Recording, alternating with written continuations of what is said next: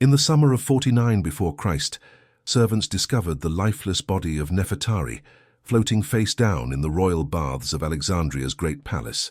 The young Nubian woman had been one of 37 concubines inherited by Egypt's new pharaoh Cleopatra VII. Within 18 months of Cleopatra's rise to power, 22 of those women would be dead. The official records speak of accidents, sudden illnesses, and mysterious disappearances during religious festivals, but whispered conversations in the palace corridors told a different story entirely. Tonight, we uncover the systematic elimination of women who knew too much, threatened too much, or simply existed at the wrong time in the wrong place.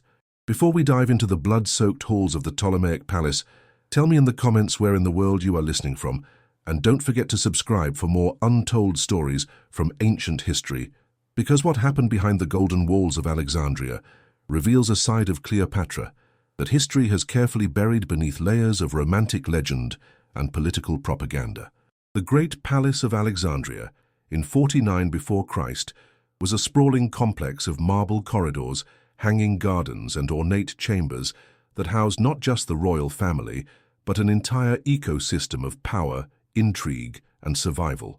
At its heart lay the gyneconitis, the women's quarters, where the inherited concubines of Ptolemy XII lived in a strange limbo between privilege and imprisonment. These weren't merely decorative figures kept for pleasure. In the complex political machinery of Ptolemaic Egypt, royal concubines served as living insurance policies, diplomatic hostages, and repositories of dynastic secrets that could make or break empires. When 18-year-old Cleopatra seized the throne from her younger brother Ptolemy XIII, she inherited more than just the crown of the pharaohs. She inherited 37 women, whose very existence posed existential threats to her reign. Among them were seasoned courtesans, who had whispered in her father's ear during crucial diplomatic negotiations, Nubian princesses sent as tribute from the kingdoms to the south, Syrian nobles' daughters who served as guarantees of military alliances, and Greek hetairai whose families controlled vast merchant networks across the Mediterranean. The palace slaves who tended to these women noticed the changes immediately after Cleopatra's coronation. Guards who had previously been lax about security suddenly appeared at every entrance to the gyneconitis. The evening wine service, once casual and communal, became rigidly supervised by the queen's personal food tasters. Most ominously, the traditional evening gatherings where concubines would share gossip, songs, and stories from their homelands were abruptly discontinued. The official reason given was that the new pharaoh required absolute quiet for her diplomatic meetings with Roman envoys. The real reason would soon become horrifyingly clear. The women themselves represented a tapestry of the ancient world. There was Kenti, daughter of a Nubian king, whose marriage alliance had secured gold mines along the Nile's southern reaches. Beside her lived Lysandra, a Greek philosopher's daughter, whose quick wit had made her indispensable during her father's intellectual salons with visiting scholars. In the eastern wing resided Ashira, a Syrian noblewoman whose brother commanded mercenary armies that Egypt desperately needed for its ongoing conflicts with neighboring kingdoms. Each woman carried within her memory crucial information about trade routes, military capabilities, family loyalties, and political weaknesses that could prove invaluable to Egypt's enemies. The daily routine of the gyneconitis followed ancient Ptolemaic traditions. Dawn prayers to Isis were followed by communal bathing in the palace's elaborate bath complex, with its heated pools fed by underground springs and scented with oils from distant lands. Afternoons were spent in various pursuits. Some women maintained correspondence with their families. Others practiced music and dance, and the most intellectually gifted engaged in scholarly debates about philosophy, mathematics, and astronomy. Evenings brought elaborate meals featuring delicacies from across the empire, followed by entertainment and the careful social navigation that determined who enjoyed the pharaoh's favor and who risked falling from grace. But beneath this veneer of luxury and culture lay the harsh reality of their situation. These women were prisoners whose cells happened to be decorated with silk and gold. They had witnessed the inner workings of royal power during Ptolemy XII's reign, observed his weaknesses, his fears, his secret alliances, and hidden betrayals. They knew which Egyptian nobles could be trusted and which were already negotiating with Rome for better terms when the inevitable conquest came. They had overheard late-night conversations about troop movements, treasury shortfalls, and diplomatic disasters that the general public would never learn about. In the paranoid calculus of ancient royal succession, such knowledge made them not treasures to be preserved, but threats to be eliminated. The palace gardens bloomed with more than just decorative plants. Hidden among the ornamental flowers grew deadly nightshade, castor beans, and oleander. The royal physicians maintained detailed knowledge of plants that could kill slowly and silently, their effects mimicking common ailments. The palace's location on the Mediterranean coast provided easy access to creatures whose venom could stop a heart within hours, leaving behind only the faintest trace of their deadly work. The first death came exactly 3 weeks after Cleopatra's coronation, during the Festival of Isis, that marked the annual flooding of the Nile. Nefertari, the young Nubian princess whose father controlled crucial gold mines in the south, had spent the evening celebrating with her fellow concubines in the traditional manner. They had consumed wine mixed with honey and spices, danced to the haunting melodies of Nubian harps, and shared stories of their distant homelands under the Mediterranean stars. Palace guards later testified that Nefertari had seemed in perfect health when she retired to her chambers near midnight, laughing and joking with her Sudanese maidservants about a letter she had received from her younger sister. The next morning, those same maidservants found her floating face down in the private bathing pool that connected to her sleeping chamber. The water, normally crystal clear, had taken on a strange reddish tint that the palace physicians later attributed to algae blooms common during the flooding season. Nefertari's body showed no obvious signs of violence. Her skin remained the warm bronze that had made her famous throughout Alexandria, her long braided hair still adorned with the gold jewelry she had worn to the festival. Only her eyes, wide open beneath the water's surface, suggested the terror of her final moments. The palace's chief physician, an elderly Greek named Apollodorus, who had served 3 generations of Ptolemaic rulers, conducted what passed for a forensic examination in the 1st century before Christ. He noted the absence of bruising or cuts that would indicate a struggle. Her lungs contained the expected amount of water consistent with drowning. Most significantly, he detected a faint, sweet smell emanating from her mouth, which he initially attributed to the honeyed wine consumed during the festival. The official cause of death was recorded as accidental drowning, possibly due to dizziness caused by excessive celebration and the evening's heat. But Kenti, the older Nubian woman who had become something of a mother figure to the younger concubines, noticed disturbing details that the official investigation overlooked. Nefertari had been an exceptional swimmer, trained from childhood in the treacherous currents of the Blue Nile. She had often boasted that she could hold her breath longer underwater than most men, a skill that had saved her life during a childhood accident when her boat had capsized during a storm. More puzzling was the condition of her sleeping chamber. The evening celebration had been warm and humid, yet every window in Nefertari's room had been found sealed shut, with heavy curtains drawn tight against the night air. This was unusual behavior for someone who had always preferred to sleep with ocean breezes flowing through her chambers. Even more troubling were the inconsistencies in the servants' testimonies. The night guards who patrolled the gyneconitis corridors reported seeing Nefertari enter her chambers alone, just after midnight. But her personal maidservants insisted they had helped her prepare for bed, assisting with the removal of her festival jewelry and the ritual washing of her feet and hands that preceded sleep. The timeline didn't align properly, and when pressed for details, the guards became evasive, claiming that the evening's wine had clouded their memories of specific events. The other concubines began whispering among themselves about strange incidents in the days leading up to Nefertari's death. Several women reported seeing unfamiliar servants in the gyneconitis, men and women who claimed to be temporary replacements for regular staff members who had suddenly taken ill. These substitutes seemed unusually interested in the personal habits of individual concubines, asking detailed questions about sleeping schedules, dietary preferences, and evening routines that went far beyond normal servant duties. Most disturbing of all was the revelation that came from Ashira, the Syrian noblewoman whose keen intellect had made her a valued advisor to the previous pharaoh. She had noticed that Nefertari's evening meal on the night of her death had been served not by her usual attendants, but by a young Egyptian woman whom no one could later identify or locate. This mysterious servant had specifically insisted on personally delivering Nefertari's customary cup of warm milk mixed with honey and poppy flowers, a bedtime drink that was supposed to promote peaceful sleep and pleasant dreams.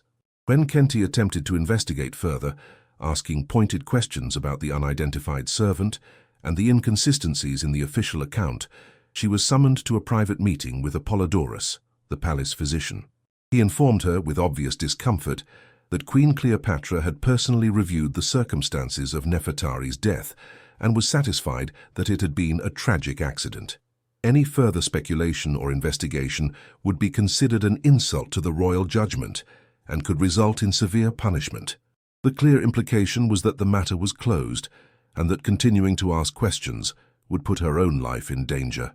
The funeral arrangements for Nefertari were surprisingly modest for a woman of her royal status. Instead of the elaborate mummification and tomb preparation that would normally accompany the death of a foreign princess, her body was quickly prepared for burial according to simplified Egyptian customs. Within 48 hours of her discovery in the bath, Nefertari's remains had been interred in an unmarked grave in the palace's private cemetery, with only her maidservants and a handful of concubines present for the brief ceremony. In the weeks following Nefertari's burial, an atmosphere of fearful silence descended over the Gynaeconitis like morning mist over the Nile Delta. The women who had once gathered freely to share meals, exchange stories, and offer comfort during homesickness now moved through the palace corridors with downcast eyes and carefully measured steps. Conversations became stilted affairs, conducted in whispers, with frequent glances toward doorways and windows to ensure no unwanted ears were listening.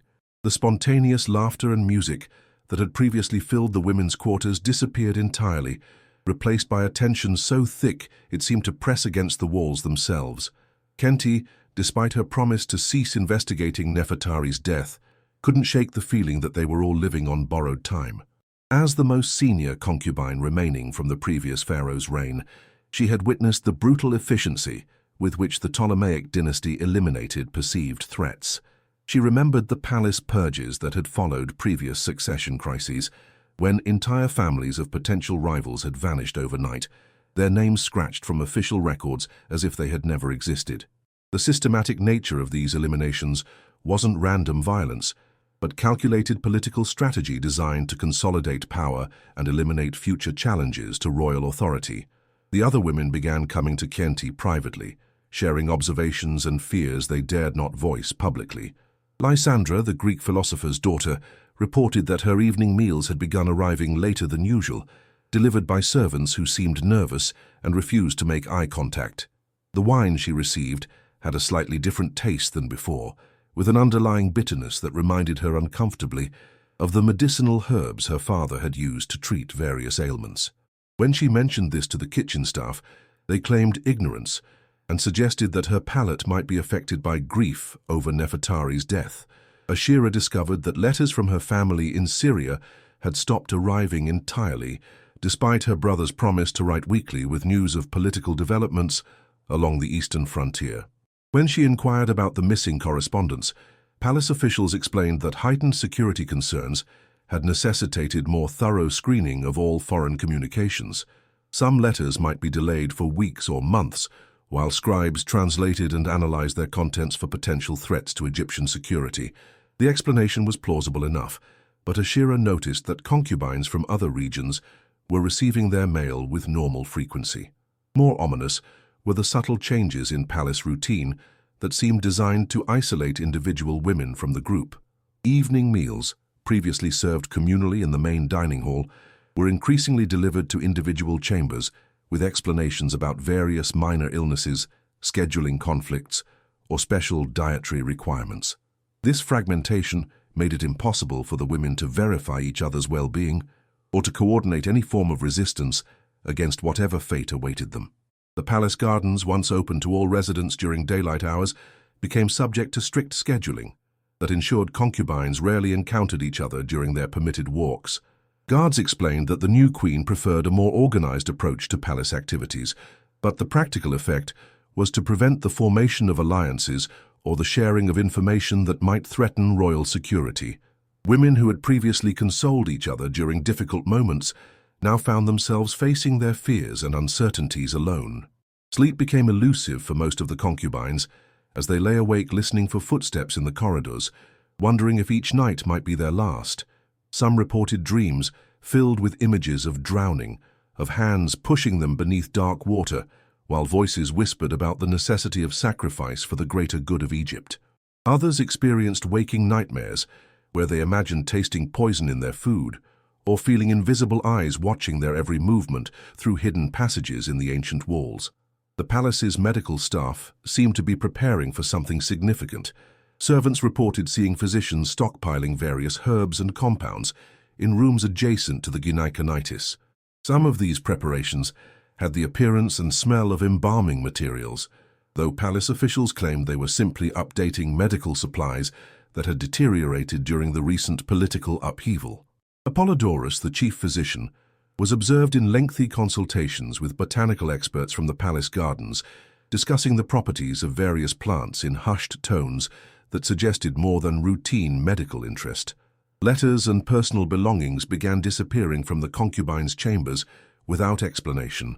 Items that held sentimental value or contained information about their families' political positions vanished during the night, replaced sometimes with similar but slightly different objects that the women were expected to accept without complaint. This systematic erasure of personal history felt like a preparation for something final, as if their individual identities were being dissolved in advance of their physical elimination. The few palace servants who had shown kindness to the concubines started avoiding eye contact and limiting their interactions to strictly necessary duties. When pressed for conversation, they would mumble about being too busy with additional responsibilities that required their complete attention. The clear implication was that associating too closely with the doomed women might result in sharing their fate. Religious ceremonies that had previously included all palace residents became restricted affairs where concubines were conspicuously absent. The official explanation was that Queen Cleopatra preferred smaller, more intimate gatherings for spiritual observances, but the practical effect was to remove the women from any public forums where their absence might eventually be noticed by visiting dignitaries or foreign ambassadors. What do you think was really happening in those palace corridors? Share your theories in the comments below, and let me know if you've heard other stories about the dark side of royal power in ancient civilizations. The second death occurred during the festival of Thoth, god of wisdom and writing, exactly 6 weeks after Nefertari's drowning. This time, the victim was Lysandra, whose sharp intellect and knowledge of Greek philosophy had made her a fascinating companion to the previous pharaoh during his intellectual pursuits. Palace records show that she had spent the evening translating Egyptian hieroglyphic texts into Greek for a scholarly project that Queen Cleopatra had supposedly commissioned. The work required access to ancient papyri stored in the palace's private library, scrolls that contained sensitive information about Egyptian military capabilities, trade agreements, and diplomatic correspondence spanning several decades. Lysandra was found dead in her study chamber, slumped over a writing desk where she had been working on the translations. The scene appeared perfectly natural. An oil lamp had burned low beside her, casting flickering shadows across pages covered with her elegant Greek script. Her reed pen remained clutched in her right hand, and her final written words were a partial translation of a military dispatch describing troop movements along the eastern frontier. The palace physician determined that she had died of sudden heart failure, a diagnosis that seemed reasonable for someone who had been working long hours under considerable stress. But Kenty noticed troubling details that didn't align with Lysandra's known habits and constitution. The Greek woman had been remarkably healthy throughout her 5 years in the palace, never showing signs of the heart problems that typically preceded such sudden deaths. More puzzling was her posture when discovered. Lysandra was left-handed, yet her body had been found with the reed pen in her right hand. Someone familiar with her writing habits would never have made such an elementary mistake when staging the scene. The scholarly work itself raised additional questions. When Kenty examined the papyri that Lysandra had supposedly been translating, she discovered that most of the documents dealt with routine administrative matters. Grain inventories, temple maintenance schedules, and tax collection records from provincial governors. These were hardly the sensitive military and diplomatic materials that would have required the expertise of someone with Lysandra's linguistic skills and historical knowledge. The most significant texts, those dealing with Egypt's strategic vulnerabilities and foreign intelligence, remained untouched in their storage containers. Even more suspicious was the sudden appearance of a complete Greek translation of these sensitive documents in Queen Cleopatra's private chambers. Palace scribes reported that the Queen had received a comprehensive summary of Egypt's military weaknesses and diplomatic secrets, written in the same elegant handwriting that characterized Lysandra's scholarly work. The timing suggested that the Greek woman had been forced to complete this translation before her death, providing Cleopatra with intelligence that she could use to identify and eliminate other potential security risks within the palace. The investigation took a darker turn when Ashira, the Syrian noblewoman, discovered that Lysandra's personal correspondence had been systematically searched and copied before her death.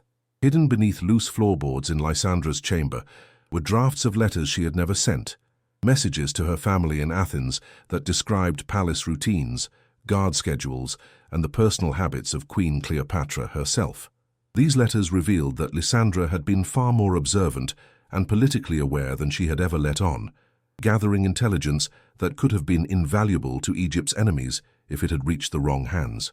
The contents of these secret letters painted a detailed picture of palace vulnerabilities that no foreign spy could have compiled without years of intimate access to royal activities. Lysandra had noted the specific times when guard rotations left certain corridors unpatrolled, identified servants who were susceptible to bribery or coercion, and documented the Queen's personal fears and superstitions that could be exploited by skilled manipulators. Most damaging of all, she had compiled a list of Egyptian nobles and military commanders who privately expressed doubts about Cleopatra's leadership and might be willing to support alternative claimants to the throne. When palace officials discovered this cache of intelligence, they immediately began investigating whether Lysandra had been working alone or as part of a larger espionage network operating within the Gynaeconitis. The questioning of other concubines revealed a disturbing pattern of information gathering that extended far beyond casual observation. Several women admitted under intense interrogation that they had been asked by various concubines to report on conversations they overheard, guard schedules they observed, and personal details about palace residents that seemed unrelated to normal social interaction. The scope of this intelligence operation became clear when investigators found similar hidden documents in the chambers of 3 other concubines. Each woman had been collecting different types of information, suggesting a coordinated effort to map the complete security apparatus of the Ptolemaic court. One had focused on identifying palace servants who were dissatisfied with their working conditions and might be recruited as informants.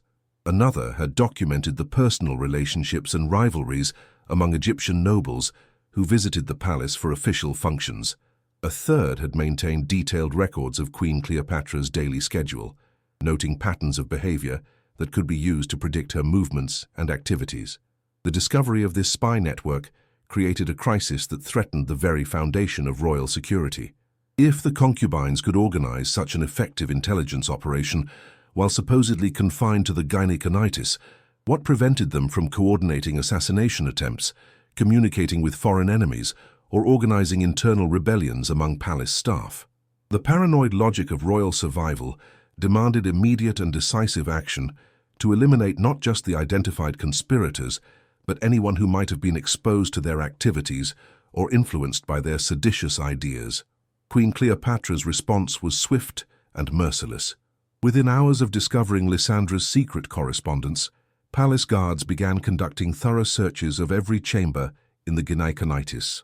Any woman found with suspicious documents, unusual personal possessions, or evidence of unauthorized communication faced immediate interrogation.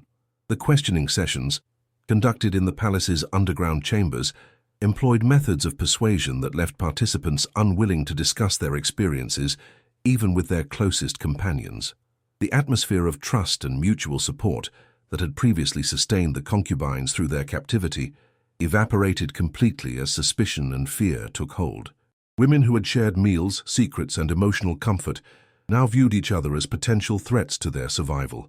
The bonds of friendship and solidarity that might have enabled collective resistance were systematically destroyed by the revelation that some among them had been gathering intelligence for unknown purposes. The third death shattered any remaining illusion that the concubine's fate was anything other than systematic elimination. Kenti discovered the body of Ashira, the Syrian noblewoman, during the early morning hours when she went to check on her friend who had failed to appear for the dawn prayers to Isis. The chamber door stood slightly ajar, unusual for someone as security-conscious as Ashira had become in the weeks following Lysandra's death. Inside, the scene suggested a violent struggle that contrasted sharply with the peaceful deaths that had preceded it. Ashira lay sprawled across her sleeping couch, her body contorted in positions that spoke of intense pain and desperate attempts to call for help. Her fingernails were broken and bloody from clawing at her throat, where dark bruises suggested she had experienced severe difficulty breathing during her final moments. Most disturbing of all, her eyes remained wide open, staring at the ceiling with an expression of absolute terror that suggested she had been fully conscious and aware throughout whatever had killed her. The official medical examination would later attribute her death to sudden respiratory failure, but the physical evidence told a different story entirely. The timing of Ashira's death seemed strategically calculated to maximize fear among the remaining concubines. She had been the most politically sophisticated of the women, with extensive knowledge of Middle Eastern diplomatic relationships that could have proved valuable to Egypt's enemies. Her family controlled important trade routes between Syria and Mesopotamia, and her marriage alliance with the previous pharaoh had secured military cooperation agreements that remained crucial to Egypt's eastern frontier defense.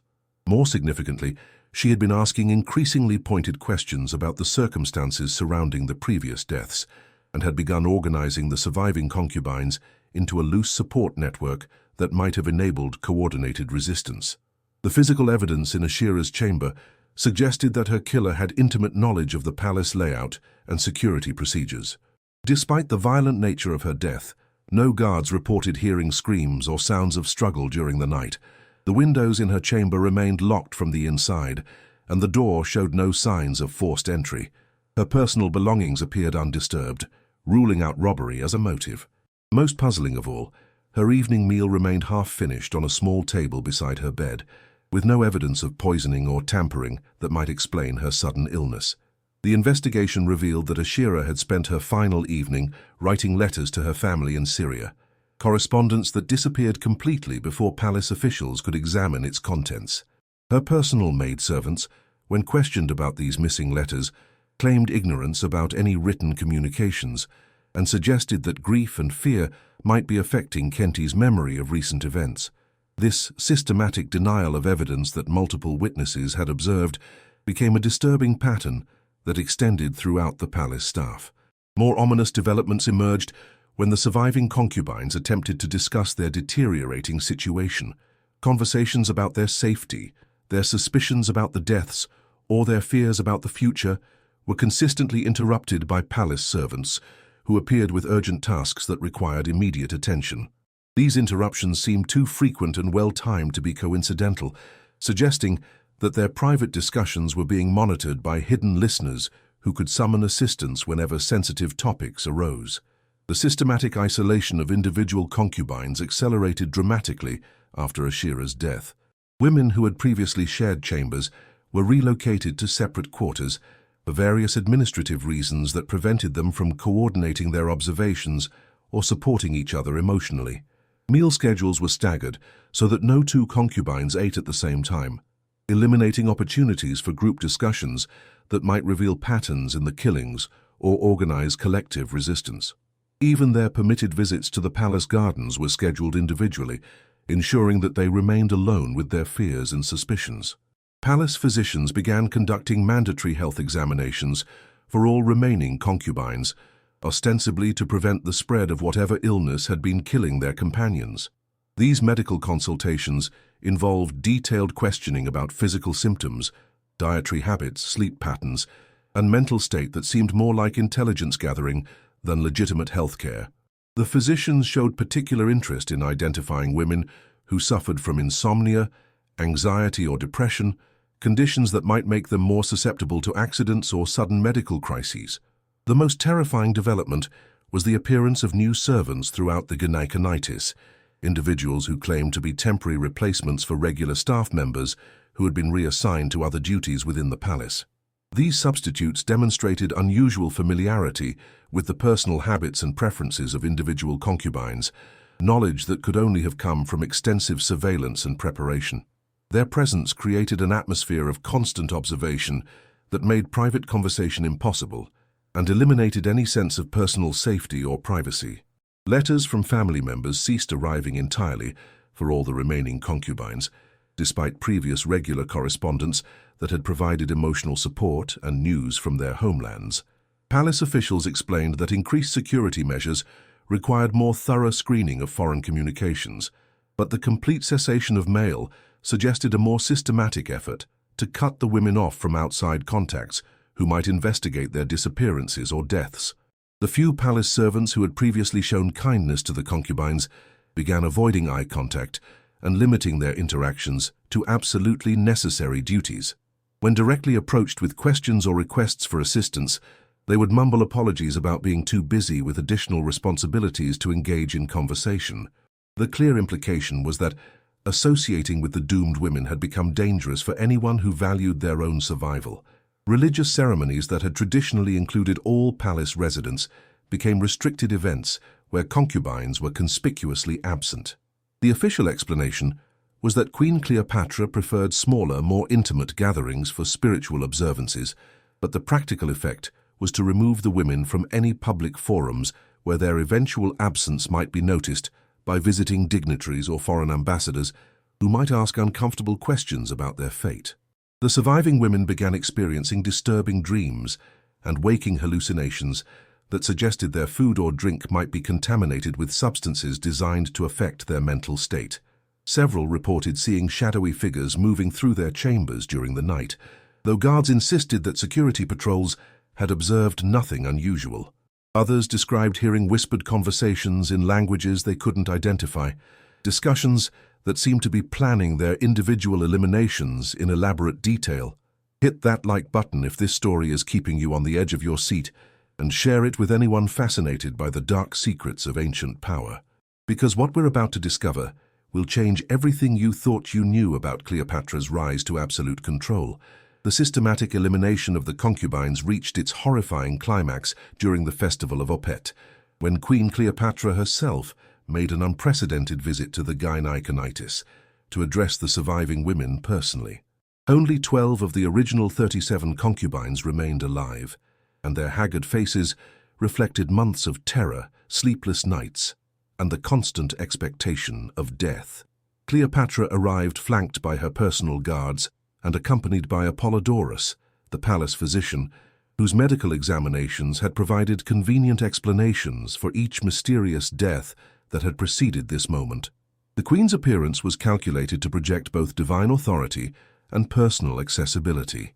She wore the traditional white linen dress of Egyptian royalty, adorned with gold jewelry that caught the lamplight and cast dancing shadows across the walls of the chamber where the women had been assembled. Her famous beauty, enhanced by carefully applied cosmetics and perfumes from across the Mediterranean world, created an almost hypnotic presence that commanded absolute attention from everyone in the room. When she spoke, her voice carried the cultured tones of Greek aristocracy, blended with the commanding authority of pharaonic power.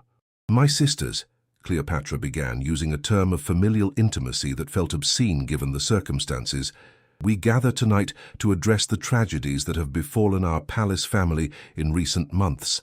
The gods have tested us through loss and sorrow, but from these trials we must emerge stronger and more united in our dedication to Egypt's glory." Her words carried the polished rhetoric of diplomatic negotiations, but her eyes remained cold and calculating as they moved from face to face, evaluating each woman's potential threat and usefulness. She continued with explanations that revealed the true scope of her systematic purge. "Recent investigations have uncovered evidence of foreign espionage operating within these very walls. Some among you gathered intelligence about palace security, documented military capabilities, and maintained secret correspondence with enemies of our realm. Others possessed knowledge of dynastic secrets that could destabilize Egypt's government and invite foreign invasion. The deaths you have witnessed were not random tragedies, but necessary sacrifices to protect our kingdom from destruction." The remaining concubines listened in stunned silence as Cleopatra methodically detailed the evidence that had been compiled against their dead companions. Nefertari had been eliminated because her family's control of Nubian gold mines made her a valuable asset for any rival claimant to the Egyptian throne. Her potential children could have provided legitimacy for future rebellions against Ptolemaic rule. Lysandra's linguistic skills and philosophical training had made her capable of decoding sensitive documents and communicating complex, strategic information to foreign agents. Her death prevented the leakage of military intelligence that could have guided enemy invasion plans. Ashira's elimination had been more complex, involving not just her individual threat, but her role in organizing resistance among the other concubines. Her Syrian connections provided access to military forces that could have supported internal rebellions, while her natural leadership abilities made her capable of coordinating collective action against royal authority. The violence of her death had been intended as a warning to others who might consider similar organizing efforts. But the most chilling revelation came when Cleopatra explained the systematic nature of the killings and the methods that had been employed to avoid detection. The queen described in clinical detail how palace botanists had developed untraceable poisons derived from common garden plants, how physicians had perfected techniques for inducing seemingly natural deaths, and how servants had been recruited to monitor conversations and report on suspicious activities. The entire operation had been planned and executed with the precision of a military campaign, leaving no evidence that could implicate the royal administration in deliberate murder. The methods varied according to individual circumstances and security requirements, Cleopatra explained with the detached professionalism of a general discussing battlefield tactics. Some deaths required the appearance of natural causes to avoid suspicion among palace staff and foreign observers. Others needed to send clear messages about the consequences of resistance and rebellion. Each elimination was carefully planned to maximize effectiveness while minimizing risks to palace security and royal reputation. She then revealed the most terrifying aspect of the entire operation: the systematic documentation of each woman's potential value and threat level. Palace scribes had maintained detailed files on every concubine, recording their family connections, personal relationships, intellectual capabilities, and psychological vulnerabilities. These assessments determined not only who would die, but when and how their deaths would occur. The randomness that the surviving women had perceived in the killings was actually careful strategic planning designed to maintain fear while eliminating the most dangerous individuals first.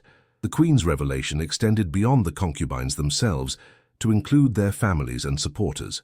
Letters intercepted by palace intelligence had revealed which relatives were asking uncomfortable questions about their daughter's welfare, which family members possessed military or political influence that could threaten Egyptian security, and which foreign governments might investigate the women's disappearances. Coordinated diplomatic and military actions had already been taken to neutralize these external threats, ensuring that no one outside the palace would be able to investigate or avenge the systematic murders. As Cleopatra spoke, the surviving concubines began to understand that their continued existence was not evidence of royal mercy, but of their assessed value to the Queen's political objectives. Each woman represented specific strategic advantages that temporarily outweighed their potential threats. Some possessed family connections that continued to provide diplomatic or military benefits to Egypt. Others had skills or knowledge that could be exploited for royal purposes before their eventual elimination. A few had been preserved as potential bargaining chips for future negotiations with their home kingdoms. The Queen concluded her revelation with an offer that was simultaneously generous and terrifying. The surviving women could choose to serve actively as agents of Egyptian intelligence, using their family connections and cultural knowledge to advance royal objectives in their home regions. They would be relocated to secure facilities outside Alexandria, provided with new identities and substantial financial resources, and given specific missions that would demonstrate their loyalty to the Ptolemaic dynasty. Success in these assignments would ensure their continued survival and eventual freedom. Failure or betrayal would result in deaths far more unpleasant than the relatively merciful ends that had been granted to their former companions. The alternative was immediate execution, carried out with the same clinical efficiency that had characterized the previous eliminations. Cleopatra made it clear that this choice was being offered not from compassion, but from practical recognition that some of the women possessed skills and connections that could be valuable if properly directed. Their deaths had been postponed not from sentiment, but from strategic calculation about their optimal utilization as intelligence assets. The 12 surviving concubines made their choices within hours of Cleopatra's ultimatum, though calling them choices overstated the freedom involved in decisions made under threat of immediate execution. 9 women accepted the Queen's offer to become intelligence agents, recognizing that temporary survival offered hope for eventual escape or rescue that immediate death would forever eliminate. 3 chose execution, unable to face the prospect of betraying their families and homelands, even to save their own lives. Their deaths, carried out in the palace's underground chambers, were swift and efficient, witnessed only by the guards who disposed of their bodies in unmarked graves beside the Mediterranean coast. The women who accepted Cleopatra's offer were relocated within days to safe houses scattered across the eastern Mediterranean, each provided with carefully constructed identities that would allow them to integrate into their assigned communities while maintaining contact with Egyptian intelligence networks. Some were sent to Syria to monitor military developments along the frontier with Mesopotamia, where their native language skills and family connections provided perfect cover for gathering intelligence about Parthian military capabilities and Roman diplomatic activities. Others were dispatched to Greek trading centers along the Aegean coast, where they could observe merchant shipping patterns and identify potential naval threats to Egyptian commerce. The transformation of these women from prisoners to agents required extensive preparation that revealed the sophisticated nature of Cleopatra's intelligence operations. Each agent received months of training in cipher systems for encoding sensitive communications, memorization techniques for retaining complex military and political information without written records, and psychological manipulation methods for extracting secrets from unsuspecting targets. They learned to recognize the signs of Roman military preparations, to identify key personnel in foreign governments, and to establish the personal relationships necessary for long-term intelligence gathering. Palace records from the following years, discovered centuries later by archaeologists excavating administrative buildings in Alexandria, reveal the extraordinary success of this human intelligence network. The former concubines provided advance warning of military campaigns that allowed Egyptian forces to prepare defensive positions along vulnerable frontiers. They identified corrupt officials in allied kingdoms who could be bribed or blackmailed into supporting Egyptian interests. Most significantly, they gathered detailed information about Roman expansion plans that enabled Cleopatra to negotiate more favorable terms in her eventual alliance with Julius Caesar. The psychological toll of their transformation from victims to perpetrators created lasting trauma that affected these women for the remainder of their lives. Letters intercepted by Roman intelligence decades later revealed that several agents had attempted suicide rather than continue betraying the trust of people who had welcomed them into their communities. Others developed elaborate rationalization systems that allowed them to justify their espionage activities as necessary for preventing larger conflicts that would cost thousands of lives. A few embraced their roles completely, becoming ruthless operators who eliminated targets through assassination when other methods of intelligence gathering proved insufficient. The fate of these women became a template for Cleopatra's approach to managing other potential threats throughout her reign. When she eliminated her younger siblings to consolidate dynastic control, she employed similar methods of systematic documentation, strategic timing, and efficient execution that minimized political backlash while maximizing security benefits. The techniques developed during the concubine purge were later applied to removing potentially disloyal military commanders, corrupt administrators, and foreign diplomats who possessed sensitive information about Egyptian weaknesses. The palace's transformation following the elimination of the concubines reflected broader changes in royal security procedures that would characterize Cleopatra's entire reign. The gynaeconitis was converted into administrative offices for the intelligence services that had proven so effective during the purge. The chambers where women had once lived, loved, and died became filing rooms for the extensive documentation that enabled systematic surveillance of potential threats throughout the kingdom.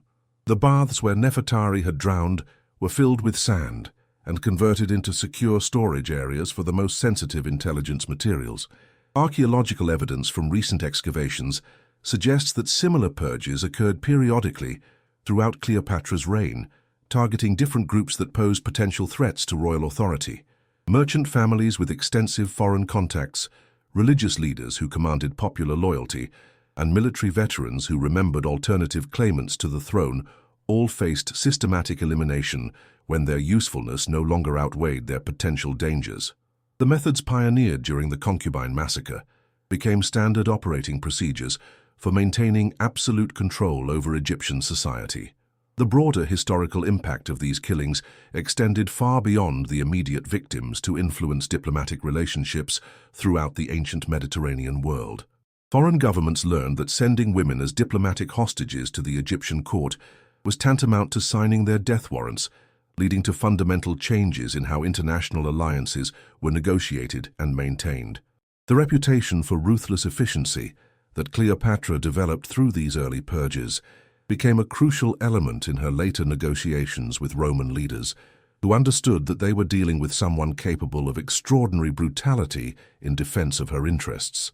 Modern historians studying this period have identified the Concubine Massacre as a turning point in Cleopatra's psychological development, marking her transformation from an inexperienced young ruler into the calculating political operator who would dominate Mediterranean politics for nearly 2 decades.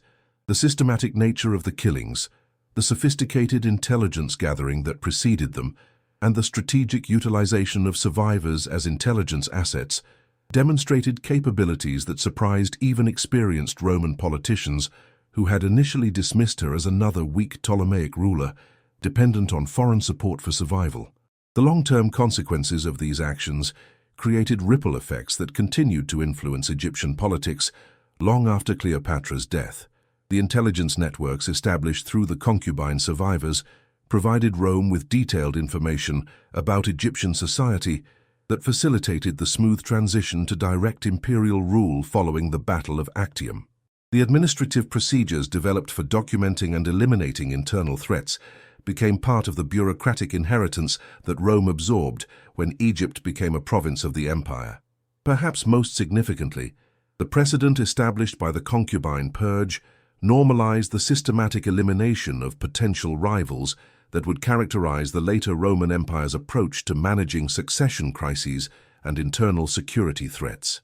The methods that Cleopatra developed for identifying, documenting, and eliminating dangerous individuals influenced imperial security practices for centuries, creating a legacy of organized political violence that extended far beyond the boundaries of ancient Egypt. The final irony of this brutal episode lies in its ultimate failure to achieve Cleopatra's primary objective of ensuring dynastic survival. Despite eliminating dozens of potential threats and establishing sophisticated intelligence networks to identify future challenges to royal authority, the Ptolemaic dynasty ended with her death in 30 before Christ. The very ruthlessness that had enabled her to consolidate power and dominate her contemporaries ultimately contributed to the political isolation that made her vulnerable to Roman conquest when Marcus Octavius finally moved against her alliance with Mark Antony. The stories of the women who died in Alexandria's royal palace serve as a reminder that behind every historical figure celebrated for their intelligence, beauty, and political acumen lie countless victims whose names have been forgotten but whose suffering contributed to the very achievements that we continue to admire today. Their deaths were not random tragedies or unfortunate casualties of ancient political instability, but deliberate sacrifices offered on the altar of imperial ambition by someone who understood that absolute power requires absolute ruthlessness. As we close this dark chapter of ancient history, take a moment to reflect on how power continues to corrupt even the most intelligent and capable leaders, and how the victims of political violence are often erased from official records to protect the reputations of those who ordered their deaths. Share your thoughts in the comments about whether Cleopatra's actions can be justified by the political realities of her time, or if some acts remain inexcusable regardless of their historical context. Don't forget to subscribe for more untold stories from the ancient world, where the line between heroism and horror was often thinner than we might imagine.